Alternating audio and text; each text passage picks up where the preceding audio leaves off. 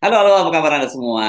Tetap sehat, tetap semangat. Kita ketemu di hari Jumat ya, menjelang akhir pekan. Sebagian dari Anda, saya kira bersiap-siap untuk menyambut hari libur. Tapi bagi kita bersiap-siap untuk terus apa ya, terus keliling ya, Bung Rocky ya, memenuhi undangan-undangan yang ada ya, Bung Rocky ya. Ya itu ada intensitas yang meninggi dari kalangan mahasiswa untuk saya kasih kuliah umum itu dan itu berbanding langsung dengan pemanasan politik dalam segala macam aspek itu. Jadi tetap kita harus ingat bahwa belum ada kepastian apakah sistem pemilu kita akan berjalan normal atau akan ada kejadian-kejadian, akan ada segala macam isu yang terkait dengan upaya untuk menguasai hasil akhir dari pemilu. Kira-kira itu yang mesti kita bayangkan sebagai agenda ke depan itu. Ya, Itu ya, ya. upaya pemerintah, upaya gampang aja, upaya Pak Jokowi misalnya untuk menguasai hasil akhir pemilu. Nah kita Yes. pakai kalimat itu aja supaya lebih Yes, netral. yes. Dan karena Anda sering keliling dan sebagainya, pasti Anda juga, saya kira diam-diam juga seperti Bang Rizal Ramli itu mulai diintelin juga itu. Itu pola yang udah kita hafal lah, semakin mendekati Hmm. pemilu yang ya mungkin berapa bulan lagi ya semua yang bersikeras untuk tetap mempertahankan prinsip itu pasti akan kena intipan dan mungkin mungkin Jadi, itu juga berlangsung di kalangan mereka sendiri sebetulnya tuh. yes, oke, okay. Ya antar toko juga saling mengintip ya. Ya kita layani aja proses itu kan Yes, kita senang juga bahwa akhirnya politik itu masuk di dalam tahap saling membatalkan yes. dan demi saling membatalkan itu seluruh cara dilakukan. Oke. Okay. Yes, saya cuma ngingetin aja terutama pada viewernya Rocky Gerung Official. Jadi kalau dengar macam-macam berita-berita itu pasti urusannya dengan kayak gitu-gitu lah ya. Jangan jangan gampang telan berita. Ini pasti Yo, kaitannya dengan aktivitas sip. Bung Rocky. Yeah. Oke, itu saja ya. Kalau itu saja. Kita lanjut yang serius tadi. Karena kemarin kan Mahkamah Jadi Konstitusi. kita pindah dari hot gossip ke hot issue. Yes, oke. Okay. Oke, kita kemarin kan Mahkamah Konstitusi memutuskan untuk memperpanjang masa jabatan dari pimpinan KPK jadi 4 tahun menjadi 5 tahun gitu. Itu yang ada dua norma putusan, tapi sebenarnya yang cukup serius soal ini. Yang lainnya itu soal lebih personal lah calon, keinginan dari salah satu komisioner yang ingin terus menjadi lagi eh, pimpinan lagi di KPK. Tapi yang serius saya kira soal penundaan perpanjangan masa jabatan ini karena dengan diperpanjang 1 tahun itu berarti pimpinan KPK yang ada sekarang itu mereka akan diganti pada bulan Desember tahun 2024. Artinya gelaran pemilu itu Pilpres dan pemilu itu sudah selesai. Jadi mereka masih bisa bertugas lah sampai pemilu ini berlangsung. Saya kira itu yang sebenarnya serius dan banyak lah nanti ada implikasi lainnya. Jadi itu akhirnya jadi tafsir seolah-olah eh, permintaan perpanjangan itu dimaksudkan untuk konsolidasi rezim. Jadi rezim menganggap bahwa peralatan-peralatan yang dia miliki sekarang itu jangan diganti dulu, kira-kira begitu kan, supaya bisa diefektifkan pada tahun pemilu. Itu cara kita atau cara publik membayangkan. Karena memang agak aneh, tiba-tiba ada keinginan untuk seseorang untuk minta direview status dia sendiri itu. Lalu kemudian akan ada keputusan yang bersifat umum yang mungkin sekali orang anggap ya iya supaya disamakanlah semua 5 tahun itu. Tetapi karena dia dilakukan dengan alasan yang terlalu personal sebetulnya atau terlalu individual, maka orang mencurigai bahwa ini adalah perpanjangan efektivitas pengendalian KPK di tahun pemilu kan itu intinya. Artinya ya supaya sprindik-sprindik yang masih ada itu masih bisa dilakukan oleh tim yang sekarang, timnya Firly Bahuri. Ya, ya. Mau nggak mau tafsirnya akan semacam itu. Apalagi kan kita lihat dalam banyak kasus ini mulai ada kecenderungan semacam itu ya. Kita lihat KPK ya sudah jadi pembicaraan umum, ya, media-media juga sudah melakukan investigasi. Jadi bukan sekedar rumor, tapi itu dibuktikan melalui investigasi. Yang memang KPK digunakan untuk menjegal salah satu calon kandidat yang memang tidak diinginkan oleh Pak Jokowi lah, begitu kira-kira. Atau penguasa lah. Ya. Ya itu Nah, bagian ini sebetulnya yang sering kita mau terangkan, bahwa ini kan lembaga-lembaga reformasi, KPK, KPU, segala macam, Mahkamah Konstitusi, yang kita desain dulu di awal reformasi untuk imparsial, untuk tidak terlibat di dalam kasakusuk, cawe-cawe, cukup aja berperan menggantikan fungsi dari kejaksaan dan kepolisian yang pada waktu itu belum bisa maksimal. Lalu kita bikin proyeksi bahwa satu waktu KPK pasti akan berhasil mengedepankan etika penegakan hukum sehingga korupsi itu tinggal dikasih sinyal sedikit lalu polisi dan jaksa bergerak, lalu lama-lama nggak perlu lagi sinyal karena jaksa dan polisi sudah mampu untuk melakukan fungsi konvensionalnya yaitu menegakkan hukum. Tetapi kelihatannya itu masih panjang sehingga KPK menganggap bahwa dia masih harus memperpanjang kekuasaannya. Tetapi dengan anggapan memperpanjang kekuasaan, unsur politik juga masuk dalam upaya mengendalikan KPK. Kan itu konyolnya di situ kan. Jadi bagian bagus dari KPK yaitu mempersiapkan diri untuk mengalihkan fungsi penegakan hukum di bidang korupsi terutama pada lembaga-lembaga formal yang diatur di dalam konstitusi, itu kejaksaan dan kepolisian misalnya, itu akhirnya gagal lagi. Jadi perpanjangan-perpanjangan ini justru menunjukkan bahwa polisi dan kejaksaan belum bisa berfungsi maksimal. Artinya KPK belum bisa mengembalikan mandatnya kepada dua lembaga penegak hukum ini. Jadi di situ rumitnya tuh. Dan itu artinya Pak Jokowi memang gagal untuk memberantas korupsi. Jadi selama KPK masih berfungsi itu artinya korupsi masih ada. Selama itu artinya Jokowi tidak mampu untuk menahan laju pertumbuhan korupsi dan pertumbuhan para koruptor. Ya, itu tafsir normatif dan positif lah begitu ya. Ya, Tapi tafsir konspiratifnya pasti ada lagi kan, Bung Rocky. ya itu akhirnya orang melihat tafsir konspiratifnya. Siapa komisioner atau mereka yang ada di KPK? Apa kaitannya dengan kedudukan mereka di masa lalu atau potensi mereka untuk punya jabatan di masa depan dengan konstelasi politik hari ini, dengan ketua-ketua partai. Jadi tetap kita lihat ada proksi yang bermain di belakang KPK. Kan itu intinya kan. Jadi proksi itu bisa di kalangan kekuasaan antar partai misalnya, tapi juga bisa di dalamnya, yaitu antar individu. Jadi itu saya kira itu yang bisa kita terangkan arsitektur dari atau topografi politik dari KPK hari ini. Kemudian karena itu kaitannya dengan putusan MK, mau nggak mau kita mesti menyoroti Mahkamah Konstitusinya ya gitu ya, Bung Rocky. Ya, itu akhirnya begitu. Iya, karena kemarin itu kan keputusannya 5-4 ya dalam kasus soal perpanjangan masa jabatan itu ya. 4 orang menyatakan dissenting opinion dan kita hafal orang-orangnya pasti di situ pasti ada Saldi Isra, ada Profesor Eni Nurbaningsih, ada Pak Wahidudin Adam dan juga ada Pak Suhartoyo. Jadi dan kemudian 5 yang setuju itu. Nah, orang kan kemudian mulai berpikir wah ini kan sekarang sedang ada gugatan oleh PSI untuk untuk usia. Nah, ini sama-sama dengan usia juga.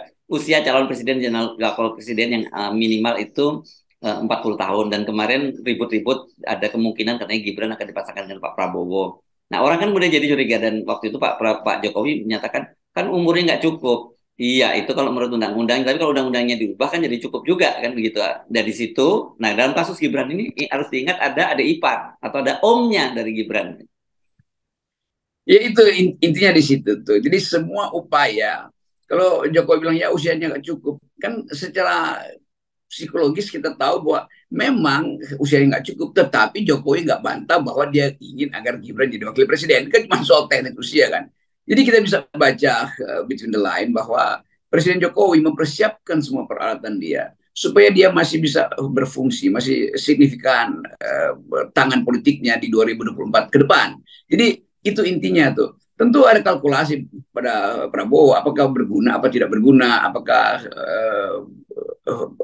kalau misalnya undang-undang itu diubah, lalu orang bertanya siapa yang akan memakai perubahan itu. Ya tentu pertama-tama orang yang paling mungkin diajukan oleh Pak Jokowi, yaitu keluarganya sendiri kan. Jadi pada akhirnya kita melihat Pak Jokowi mengendorse banyak pihak, tetapi dia juga tahu yang paling aman adalah mengendorse anaknya sendiri, putranya sendiri itu.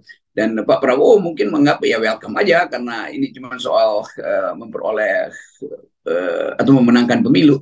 Jadi ada unsur pragmatisme di situ. Nah unsur pragmatisme ini yang mesti kita waspadai. Jangan sampai semua hal demi pragmatisme bisa diajukan untuk alasan mengubah aturan, kan itu soalnya tuh. Kalau dari sisi Pak Jokowi kan kita tahu lah ya, kenapa kemudian beliau tetap menginginkan semacam itu, karena ini bagian dari kelangsungan. Saya kira yang lebih penting kelangsungan dinasti lah ya gitu ya. Tetapi pertanyaan saya gitu, kalau itu kemudian akhirnya Mahkamah Konstitusi memutuskan itu dan kemudian Gibran memenuhi syarat untuk menjadi calon wakil presiden, menurut Anda peluang Pak Prabowo untuk menerima Gibran itu bagaimana, Bung Rob? Saya kira bagi Prabowo sebagai orang yang tahu bahwa dia ada dalam track menuju ke presidenan, mungkin dianggap ya oke, silakan sebagai wacana. Paling tidak sebagai wacana tuh. Dan kalkulasi-kalkulasi kan dihitung oleh Gerindra. Jangan-jangan justru itu jadi liability, kan begitu pikirannya. Dan mungkin beberapa orang menganggap oke, itu tentu bagi Jokowi itu aset dia untuk hadir di dalam kepresidenan berikutnya tuh. Tetapi bagi Prabowo mungkin ya itu juga beban akhirnya kan. Karena satu waktu ketika Prabowo berupaya untuk mengambil jarak dengan masa lalu, termasuk Jokowi yang dianggap masa lalu, dia harus merencanakan sesuatu supaya tidak dianggap loko oportunistik sekarang tuh. Kan itu intinya kan. Karena bagaimanapun itu adalah anaknya presiden dan itu kaitan pengendalian atau tali apa namanya proksi dari Jokowi ke dalam Prabowo makin jelas tuh. Sehingga mungkin Prabowo agak kesulitan kalau dia mesti ambil isu yang kelihatannya tidak disetujui oleh Jokowi. Dan itu mesti nego dengan Gibran sebagai wakil presiden. Tapi itu juga nggak ada soal. Kalau kita tahu bahwa toh Pak Jokowi nggak punya lagi peralatan untuk menguasai kan dia nggak punya partai politik kan. Jadi apa poinnya? Ya sedang menitipkan, itu aja. Jadi ada atau tidak ada nggak signifikan juga kedudukan Gibran. Lain kalau misalnya AHY jelas itu dia mewakili Demokrat, anak dari Pak SBY pasti ikatannya lebih kuat. Atau Puan misalnya jelas itu anak Ibu Mega, Puan partai politik. Tapi Gibran nggak punya partai apa-apa kan. Ya bisa didukung oleh 2-3 partai kecil, tapi itu bisa diabaikan oleh Gerindra. Dan saya kira ini akan jadi dilematis ya buat Pak Prabowo kalau itu terjadi gitu. Di satu sisi tentu dia berharap lah bagaimanapun juga faktor Pak Jokowi yang mengendorse sebenarnya bukan mengendorse ya, nanti mengerahkan semua sumber daya di pemerintahan untuk memenangkan Prabowo itu tentu penting buat Pak Prabowo. Tapi di satu sisi dengan menerima Gibran itu saya kira juga dampaknya, damage-nya harus diperhitungkan juga oleh Pak Prabowo itu. Saya kira Pak Prabowo berhitung itu. Kan itu saya sebut tadi, apakah Gibran aset atau liability di dalam pertandingan politik nanti dari cara berpikir Gerindra, kan itu intinya. Kalau Gerindra merasa udah cukup, maka dia akan tentukan sendiri wakil presidennya tanpa harus melayani permintaan Pak Jokowi itu. Ini lagi-lagi ini soal waktu aja tuh. Tetapi menyediakan fasilitas apa namanya usia itu yang diturunkan sebagai kemungkinan semua orang juga bisa merasa oke, saya belum 35 tapi saya punya uang maka saya bisa beli partai itu. Kan itu masalahnya tuh. Jadi ini juga harus dibayangkan efeknya pada mereka yang punya uang kendati usianya baru masih sangat muda, dan kan banyak anak-anak muda juga yang kaya raya tapi bisa mengendalikan politik karena diizinkan itu. Kan waktu dipasang usia 40 mungkin pada waktu itu pembuat undang-undang menganggap bahwa itu ada kematangan mental termasuk kematangan material, kira-kira begitu. Tapi sekarang itu bisa diatasi dengan bisnis-bisnis yang tiba-tiba membengkak sehingga dia nggak punya lagi problem material, tetapi masih ada problem mental karena dianggap mungkin 35 belum begitu matang. Tapi di luar negeri bisa terjadi tuh. Jadi ini semua harusnya dipercakapkan di publik, bukan sekedar kan alasan usia itu bukan sekedar 35, 36, 37, tapi apa yang ada di belakang konsep tentang usia. Dan saya kira kalau kita bicara track record lah ya gitu ya, Bung Rocky ya. Ya itu ya, ya, sebetulnya soal track record. ya, kan kita dari pengalaman bagaimana kita punya presiden seperti Pak Jokowi yang dari Solo kemudian di Jakarta hanya singkat, hanya 2 tahun dan jadi presiden, dan realitas seperti Anda bisa nilai sendirilah gitu. Jangan kita yang berikan penilaian nanti dianggap bias gitu. Dan sementara pada kasus Gibran ini kan lebih berat lagi karena dia kan baru dia relatif sebenarnya tidak pernah aktif di politik kan. Dia menjadi kader PDIP juga setelah dia mau jadi wali kota gitu, wali kota Solo. Dan tiba-tiba misalnya katakanlah dia nanti lompat ke calon wakil presiden, sementara sebelumnya kan dia harusnya itu menjadi jadi gubernur dulu begitu. Tapi peluangnya dengan Pak Jokowi hubungannya tenggang dengan Ibu Megawati memang berat untuk jadi wakil gubernur gitu. Untuk gubernur. Jadi lebih baik lompat saja jadi wakil presiden. Ya itu yang kita sebut proses pematangan seseorang tuh. Bagaimanapun partai politik itu tempat dimatangkan watak untuk menjadi politisi. Bahwa kemudian orang sinis bahwa iya pada akhirnya kan jadi wataknya koruptor semua tuh, itu soal lain tuh. Tetapi stepping ke arah itu harus betul-betul matang dan kaderisasi harus dijalankan dengan sempurna itu. Golkar saya kira punya cara yang paling profesional di dalam upaya membentuk kader. Juga partai-partai yang kira-kira agak menengah mulai memikirkan jangan sampai gagal kaderisasi. Kita mungkin bertanya, apakah Gerindra mempersiapkan kader? Itu juga persoalan besar tuh. Demokrat ya ada kadernya, AHY itu. Partai-partai yang lain misalnya PKB ada masalah juga dengan kaderisasi kan. Demikian juga di lembaga-lembaga lain tuh yang membutuhkan persiapan. Kan kita ingin ada suplai kader lebih banyak, bukan sekedar dari partai politik, tapi dari organisasi kepemudaan misalnya tuh. Apakah betul organisasi kepemudaan ini di dalam dirinya paham bahwa public ethics harus dikedepankan? Kan banyak juga nih OKP-OKP ini yang jadi mainan intel, mainan kekuasaan tuh, dan melapor-melapor. Jadi dari awal watak leader itu harus dibentuk melalui organisasi. Ya, dan dalam hal ini saya kira mestinya Pak ini ya. Ini kan tapi kan kita agak repot ketika kita bicara soal Pak Jokowi ini karena bagaimanapun ada kepentingan yang sangat urgent yang gitu buat buat beliau yang dan kelihatannya saya kira memang buat Pak Jokowi yang paling aman itu kalau dia bisa menitipkan itu pada Pak Prabowo gitu. Tidak lagi sekedar menjadi kepala daerah.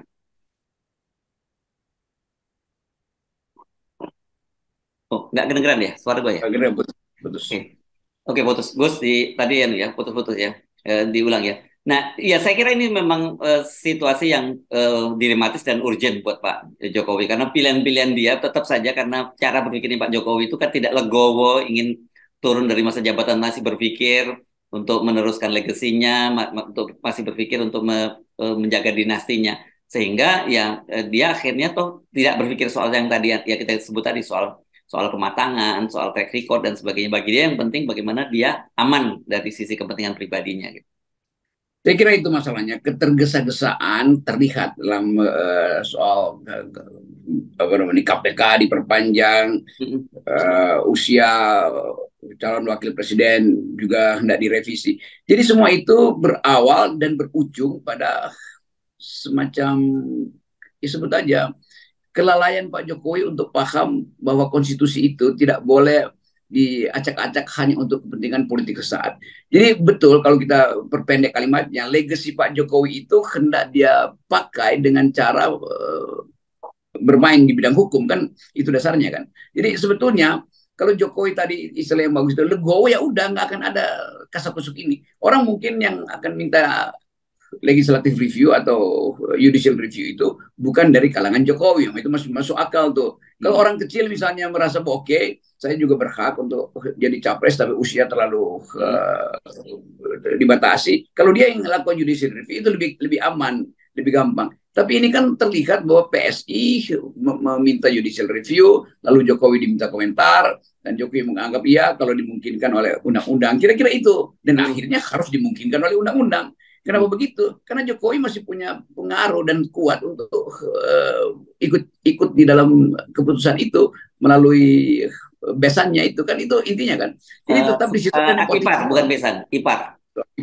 Jadi tetap unsur nepotisme ada di dalam peristiwa judicial review yang mengarahkan Gibran untuk dicalonkan sebagai wakilnya Prabowo. Yes, oke. Okay. Baik, jadi jangan terlalu terkejut ya nih. Anything can happen kalau di Indonesia ini ya. Yes. Jadi poin-poin yang kita bicarakan selalu dalam upaya memberi sinyal awal bahwa bahaya kalau kekuasaan itu arogansinya nggak bisa ditertibkan oleh hukum. Karena setiap kekuasaan yang ingin mengatur masa depan negeri ini selalu harus kita curigai sebagai upaya untuk memperpanjang kekuasaan. Yes, oke. Baik, makasih Bung Rocky. Tetap 0%. Nah, ini yang akan memperpendek kekuasaan. Harusnya begitu. Yes, oke.